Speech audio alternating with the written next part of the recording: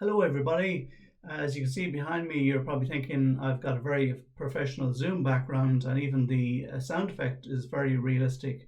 Well, that's because I am actually in a bathroom. It's one of the few places I can find these days to get away from people for a bit of peace and quiet. Having said that, though, we've had some very good quality time with the family over the last year, and it was in one of those golden moments with my 7-year-old son a few weeks ago when we were alone. He said to me, "Daddy, what job do you do?"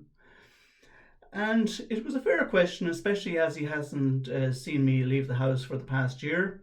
And it was a question I had put to myself, thinking, I've been very much attracted over the years to smelly, sticky things. And when the opportunity came along to study fatberg blockages in sewers, most people wouldn't touch it with a barge pole, but I just grabbed the fatbergs with both hands.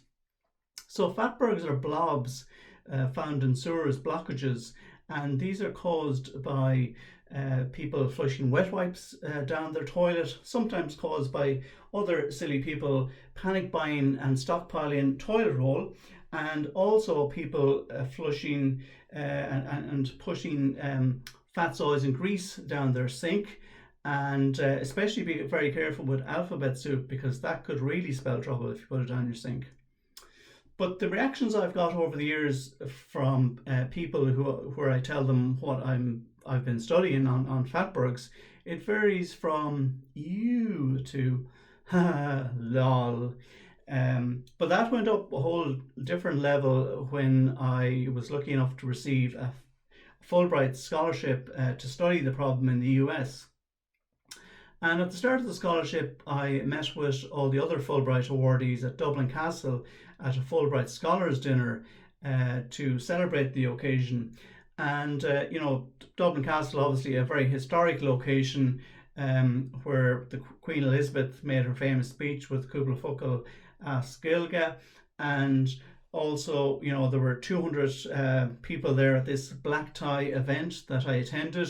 And at the end of the dinner, a very posh dinner with VIPs there from the government as well as various colleges around Ireland, we were asked to, as Fulbright awardees, we were asked to line up at the stage, and we were in turn called up to receive a memento for the occasion. And so the announcement went something like this. So first up, our awardee here is going to teach Irish at Notre Dame University, and everybody goes, "Ooh, very good." And next up, our awardee is going to Harvard University to research cancer cures. Everybody goes, "Ooh, that's really good." Big clap. And next we have Tom Curran from UCD, who's going to North Carolina State University to develop an advanced warning system for fatberg blockages in sewers. And everybody just erupted in laughter.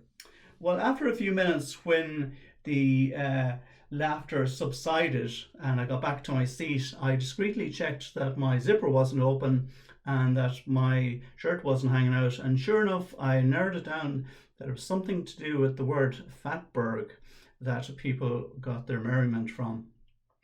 So a few months later, I had to go to the American Embassy in Ballsbridge to apply for my visa to go to the US. So I thought when I went in, I was under the mistaken belief that there was a VIP room where a Fulbright scholar like myself would be interviewed and I'd be in and out there in maybe 15 minutes. But no, there were 50 students in front of me queuing to get their J1 visa. So after about an hour, I was getting close to the top of the queue, and I noticed there were two glass windows at the counter, so serving our queue. So you either went left or right depending on where there was a vacancy when you get up to the window. So the guy on the left, though, behind the glass screen, he had a headset on, and when he spoke, everybody in the whole room could hear what he said. The guy on the right didn't. So I was saying to myself, "Oh, please don't be the guy on the left here." But sure enough, I had to turn left at the window. And when he asked me what was I planning to do in the US, I said I would said to myself I would give him a comprehensive answer so that I would definitely get my visa, but it was also an opportunity to educate those 50 students behind me about the dangers of fatbergs. So I gave them the full fatberg story, blow by blow. There was no blockage in my steady flow of thoughts.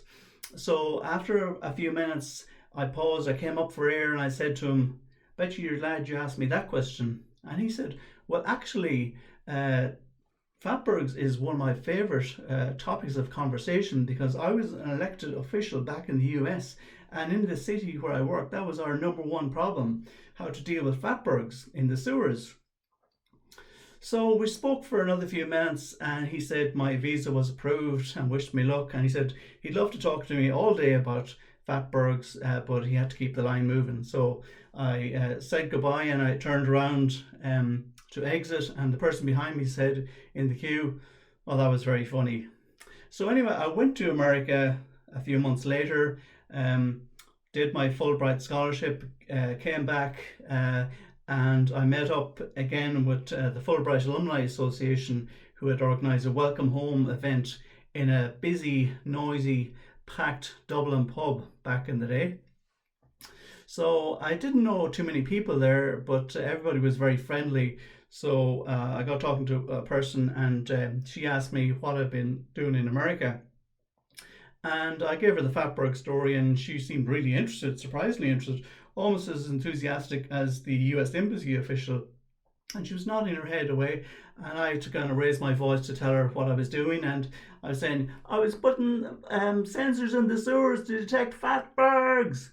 And after a few minutes, she was nodding away, and another few minutes later, I said to her, "You know, fatbergs, the word was only invented about 10 years ago. It was the flushers, the people down in the sewers in London. They came up with the word. They were thinking about icebergs, but made of fat, so a fatberg." And she said, "Fatberg? Oh, I thought you were talking about fat birds." But in fairness to her, there have been creatures found down in sewers over the years, even snakes, turtles, even alligators. That might come back to bite you in the end. It could even cost you an arm and a leg. But even the biggest fatbergs, these blockages found in sewers, particularly in London, the most famous one, they've been compared to the size of different animals. The biggest one found has been compared to 19 African elephants, which are actually much bigger than Asian elephants. So it's even worse. So anyway, after all of these incidents, there was a call out sometime later from Bright Club in Dublin to perform comedy, stand-up comedy at Whelan's of Wexford Street. So I went for it, and I got accepted because I felt, even if I talk seriously about my research, people are still going to laugh at it, so just say fatbergs a few times. But anyway, as part of that performance, I said I was like a fatberg avenger, Dr. Fatberg, because I was trying to save the world from fatbergs.